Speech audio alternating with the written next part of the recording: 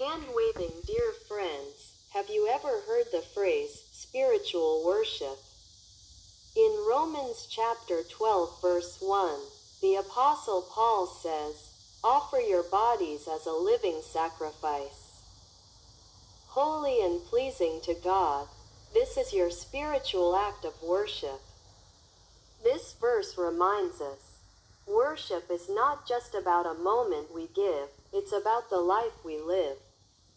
It is offering our bodies, our hearts, and our everyday moments as a sacrifice to God. Pushpin so, what is true worship?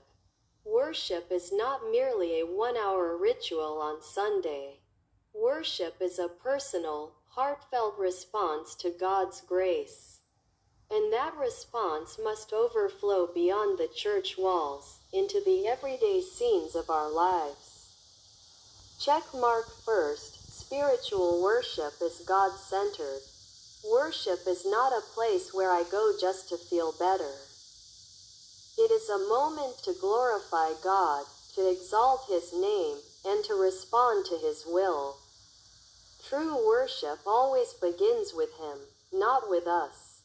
Check mark second, spiritual worship is word-centered. Worship isn't only about singing or praying. It's about living according to the Word.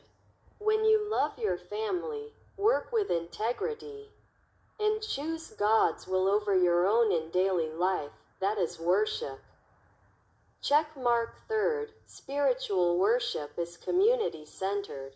Some may think they can live a life of faith alone. But worship is made more complete when we gather together. Jesus said, "Where 2 or 3 gather in my name, there I am with them." Worship is not isolation, it is communion. Worship stands against loneliness. It is God's declaration, "You are not forgotten." Even if the world ignores you, God calls your name in the place of worship. Worship restores your being and heals your relationships. And yet, worship without the heart is not pleasing to God.